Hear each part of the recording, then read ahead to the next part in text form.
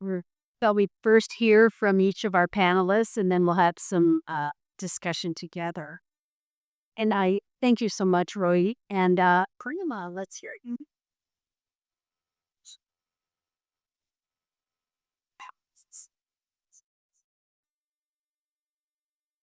Good afternoon, everyone, and welcome to Nepal. My research journey, as I'm a full-time clinician, my research journey is not like extensive like Dr. Parikshit or um, Dr. Rohit's, but since due to the lack of time and all the other things, yeah, I consult only with the clinical and the hospital debrister. I'm head of Department of Oculoplasty, Ocular Oncology and Processes at Tilronga Institute of Ophthalmology. First, I would like to say something about my journey in ophthalmology and how it started. I did my residency from Osoba Medical College, Bangalore, Manipal University. And at that time, I had the opportunity to present my thesis in one of the regional conferences which held in Andhra Pradesh. And it was my first ever thesis I presented as a research and first ever and first ever conference I attended in my life. So after this, I enjoyed the conference so much. I was very excited, like to hear about other people's, like real researchers and how they are doing it. And the journey never ended. It was just a beginning.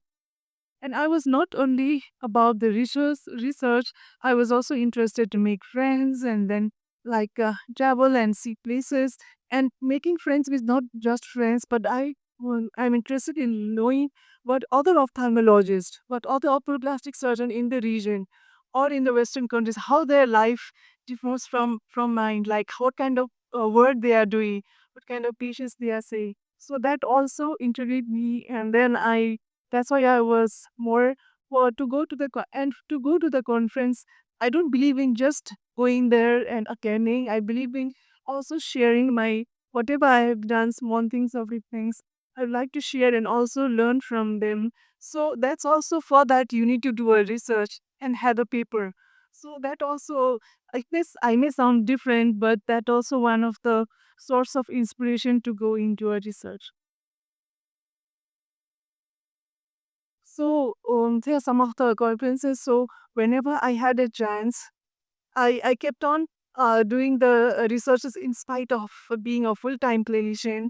Whenever I see a different patient or different trend in whatever was written in the book, for example, in cases of ocular surface tumor, we had read that it is common in the elderly males and very rare in children. But when I started working as an ocular oncologist, I see lots of children with OSSN, like histologic grouped OSSN or ocular surface tumors. Then I started collecting the last 7 years data, and I could really find it like there are children, and so that's how the journey started. Then I looked into the literature and found that there are so less patients with it. Then I made a paper and publish, and then also present at the same time. I made sure that I present in one of the conferences. So like that, um, so all those researches I was doing were all clinical and without any funding because they were. I was showing whatever I was doing in my daily work. I was just compiling them and showing my results, which were sometimes similar to other parts of the world and sometimes quite different. That they were amazed. So and then um, apart from that research, I love teaching, and actually, it was one of my childhood dream to become a teacher. So that's why I was always sticking to the teaching institute before coming to Tilanga. Tilanga, we have a fellowships and residencies and optometry program. Before that, also, I was working in a Dulikhel Hospital, Kathmandu University Hospital, which is a teaching hospital. So when we are working in an academic institute, as you know, we are supposed to do some publish some papers in order for the to get the academic degrees, academic position. So that also one reason I went into the research. And after doing my fellowship in ocular oncology from Dr. Santosh Hunabar in India and also from Dr. Karashis in Wilshire Hospital, USA, I found my goal in life and my passion in ocular oncology. Then from oculoplasty, I started doing some research in the ocular oncology. This one, I am shamelessly bragging about it because this is a APU achievement award I received 2025. It is not because somebody recommended me, but it is something which I earned because every presentation I did from 2014, I get each 1 point from each presentation, and then they compile it, and then when it is added to certain points, they give an award. So this is also also a resource of inspiration for young researchers like us. And then about now going to the biggest research I did with international collaboration and some funding that is from Cure Blindness Project was it in year 2022 when I was presenting a case of ocular oncology at a national Nepal Ophthalmic Society conference. And in the same session was Dr. Ashana Nari from Cure Blindness. Ashana was presenting on an OCT, ESOCT, and I was presenting oncology. So that time we met and then we discussed. So why don't we combine these two, onto oncology and OCT and make a nice research, and then we'll present in the Cure Blindness for the funding. So for that, we need a machine called entity segment OCT, which is the first one in Nepal. And we had this machine for posterior segment OCT since 2 years, but never have been used for anterior segment OCT. And actually, we are not aware that it can be used also. So what's from the Cure Blindness is that we had one doctor, for Dr. Eric Hansen from US, who came for the residency teaching program in Tilganga, and then he showed me, and I was discussing patient with his ocular oncologist. I was showing some difficult patient with him, and he was like, "Why don't we? Do you have OCT, ASOCT?" I said, "No." He said, "Which OCT do you have?" Then I said, "We have Zeiss 6000 series, and let's go and check out. Maybe it should be having anterior segment OCT features." So he went to the room, to the OCT room, and then really there was a lens for anterior segment OCT for which we were not aware. And then hence we plan to use that machine.